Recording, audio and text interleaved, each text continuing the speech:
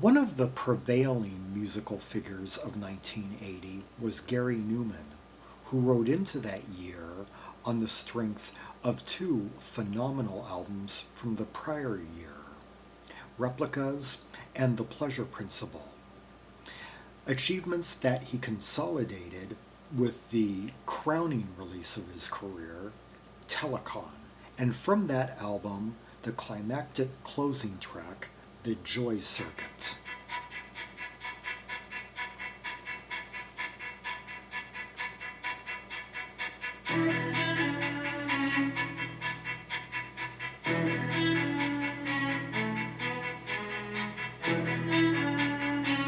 A double layer of violin.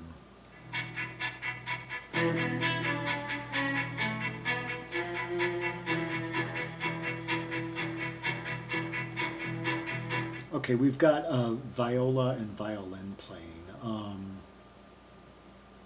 One from, yes, Russell Bell, violin, Chris Payne, viola.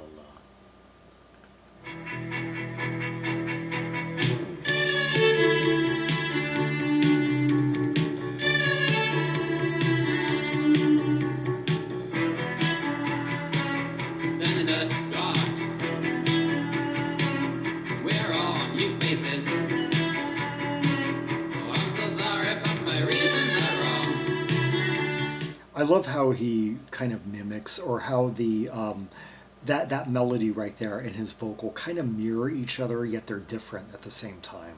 My reasons are wrong.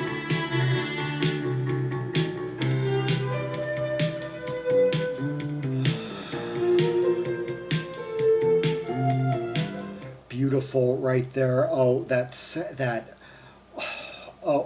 That just, that luminous synth tone, and that bass line, that smooth yet curvy bass line.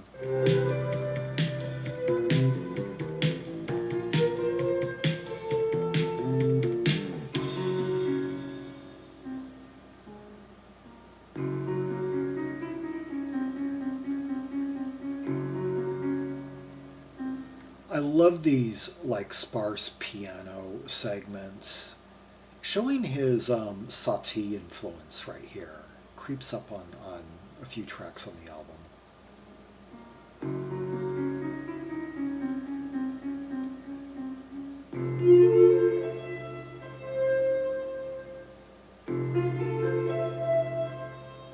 It's like dry ice in a corridor of like red lights, soft red lights in the dark.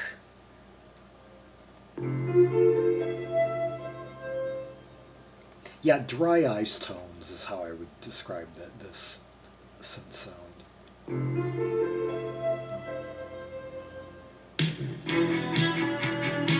We're on dry circuit.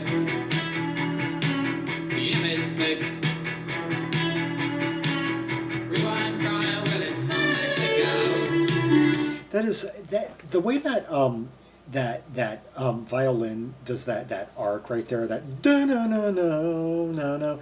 Basically, they're just going down a step, because the verse is primarily an E, dun dun E E E, dun no no no no, and then it drops to D, but that violin takes the long way there. It creates this real melodic arc just to drop there. It's a great compositional strategy. Well, it's somewhere to go. Tell me your pain. Love it, so good and you. Love it, it's so unusual. We've got those staccato like strings over here, and then we've got that more melodic string coming out of this channel, against that bass line that's just guiding it so smoothly. All I find is the reason to die. The reason to die.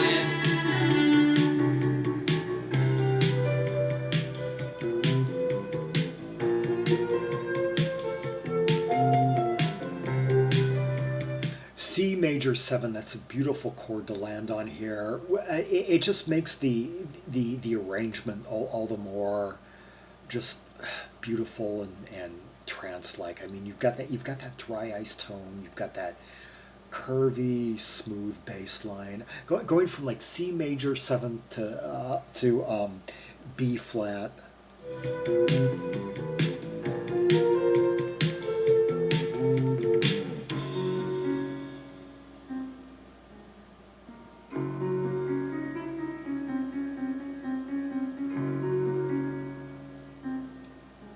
F sharp.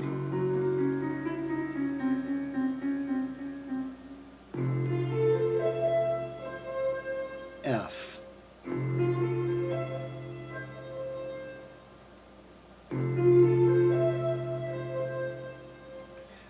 That really luminous tone that's coming out of here.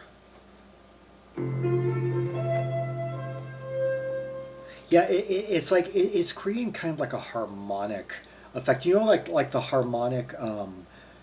I've talked about that elsewhere, like the harmonic tone that you can get on a guitar. It's almost like this synthesized equivalent. It's coming out of here, and it's mirroring or it's reflecting the piano line that's coming out of this speaker, like dun dun dun dun dun, and that's going like doing it in a more kind of wheezy, sustained way. It's almost like a reflection onto like water or something.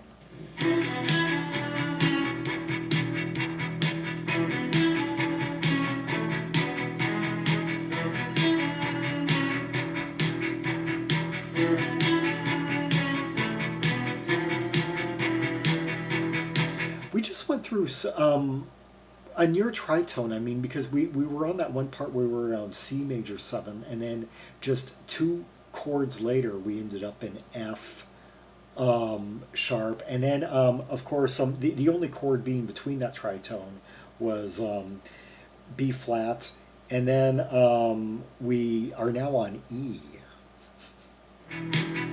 So 2 tritones, or near. I mean, just two like the farthest you can get from one another. Just.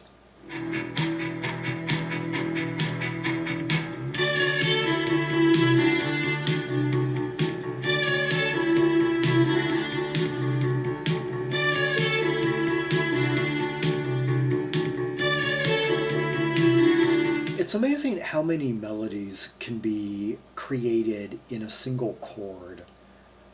Like here we're just in D, and yet we've got that violin motif that is one of like the defining. But there are a lot of points of interest in this song. I mean, there are a lot of ideas going on. It seems like every time he goes into a key center here, he has like a distinct theme to flesh out, and he gives each one of them like plenty of bars to work their magic. But we've got that one violin part that's completely in one bedrock key center, and we've also got that bass work doing its own thing at the same time.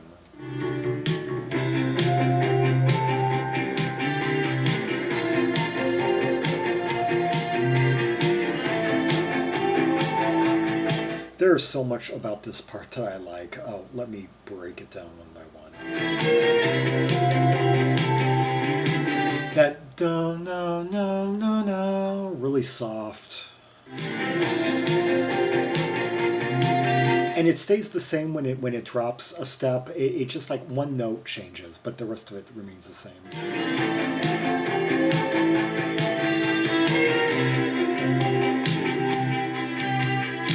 The changing like rhythm here underneath it all. Everything on top remains the same, but the rhythm, like Ced Sharpley, like changes his beat. It just creates a whole different precision. It changes it adds tension. Now we're kind of going into a pressure drop.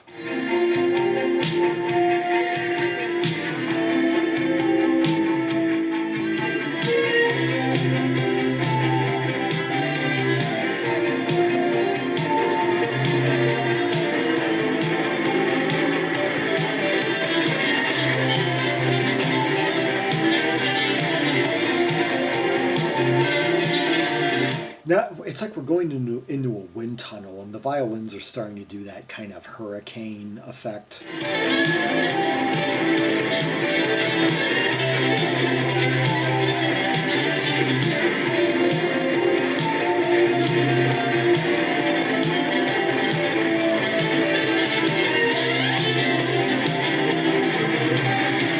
And that bass line just flows so smoothly, like soft waves underneath it all, just as all these torrents, just go, billowing above it.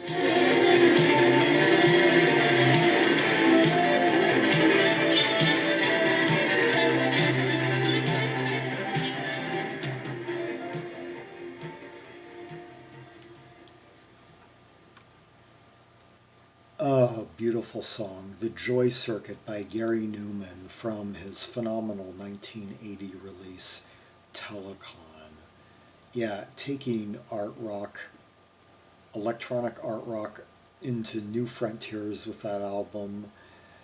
Like on his prior album, The Pleasure Principle, he went completely electronic and dispensed with guitar. And on this one, he's actually incorporating not just some electric instruments, but also a lot of acoustic instruments, and that perfect sonic marriage between electronic and acoustic, using violins, using acoustic guitar on some tracks, piano, and just creating all these textures and tonal colors. The whole, like the cover of the cover of the album is like all black and red, and he's standing in that dry ice on the back. Yeah, just perfect imagery that conjures the tonal colors of the music. I'm picturing the whole time I'm hearing that track. I'm picturing like dark hallways and corridors with like dry ice and like red neons, red lights just kind of beaming at odd angles, and just the beauty of it all. I didn't even get around to the lyrics, but a lot of the lyrics on this album deal with like dystopian type themes. Like, let's see, send in the guards. We are new faces. I'm so sorry, but my reasons are wrong. My reasons are wrong. We are on Joy Circuit. The image fix. Rewind cry. Well, it's somewhere to go. Tell me of your pain. Love it, love it. Show me the new way. Love it, love it. It's so unusual, but all I find is a reason to die. A reason to die. It seems like about human engineering. A theme that creeps up, like a theme that comes up a lot on the Bill Nelson Red Noise album, Sound on Sound, where it's all about like turning people into automatons, and kind of an Orwellian dystopian future. And let's see, the credits on this track are quite, well, I don't know how much of this applies to this track per se. Like Russell Bell plays violin and lead guitar on the Joy Circuit, and for the list of keyboards that Gary Numan plays on Telekon, although maybe not all necessarily on on the Joy Circuit, but on the album overall, let's see. Minimoog, Polymoog, ARP Soloist, Roland Jupiter 4, Sequential Circuits Prophet 5, Yamaha CP30, Roland CR78, Sinair, guitar, piano, mini bass. There are some people out there. I imagine Prog Bear probably can conjure up the specific sound of each one of these models that I just read off. I will need to myself do more research as time goes on to get more versed in identifying. But then again, I don't know if that's really so important. Some of you, though, may be able to pick out which sounds you heard and when you heard them.